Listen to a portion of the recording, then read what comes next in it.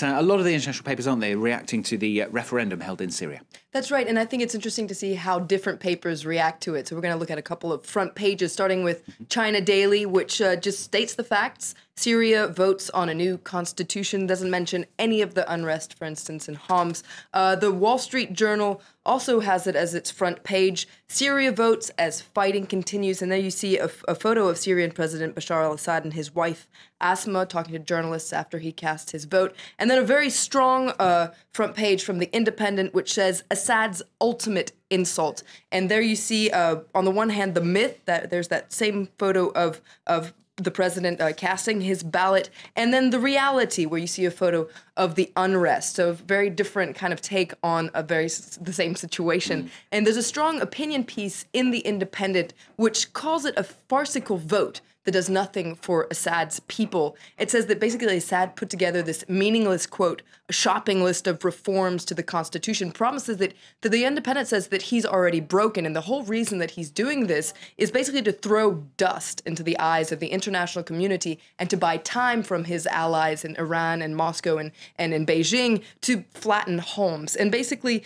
according to the article in The Independent, we've been here before. This is exactly what happened in Yugoslavia, and what the international community should do is learn a lesson from the past, that basically sitting on your hands and waiting for a natural equilibrium of power to reassert itself is not a strategy, but a substitute for one. So The Independent asks, what are our options? According to this article, Beijing is probably going to follow whatever Moscow does. So the thing to do is try to once again get Russia to change its course. And the only people that can do that, according to The Independent, are the United States. And you've enjoyed The Independent today, haven't you, Florence? Because she's also picked out a very cynical cartoon about the situation in Syria. Cynical and timely. We just saw that the artist won the Oscar for the best film. Well, according to this cartoon, The Autocrat is the winner for the award for deafening silence in an international role. And there you see President Bashar al-Assad and Vladimir Putin with zippers that have their mouths shut. A very sinister cartoon.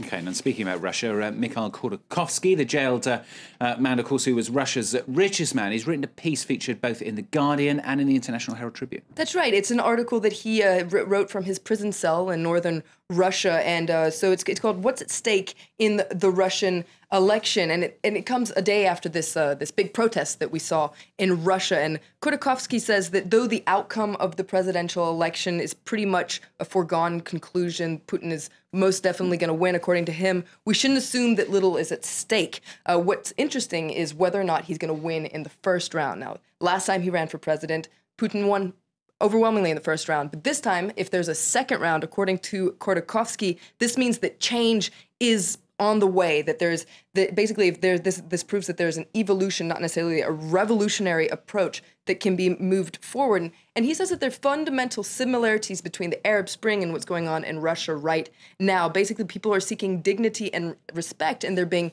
empowered by dignity. And he says that it's the role of our generation, quote, to change the paradigm in Russia without a civil war and without blood on the streets. And he says that regardless of the result, political change, real political change in Russia is unavoidable. I'm going to mention Australia now. Prime Minister Julia Gillard defeating rival Kevin Rudd, of course, in the Labour Party leadership ballot. Yes, we're going to look at just two front pages. First of all, on the Australian, which is the centre-right page, which, says that there's, fears that Gillard's victory will not quell the Labour warfare because this drawn-out battle exposed internal party tensions. And there's a similar, maybe even more pessimistic feeling on the front page of the Daily Telegraph, which is a conservative paper. Lose for Labour, no winners for the party in tatters. According to the Daily Telegraph, the Labour Party is doomed.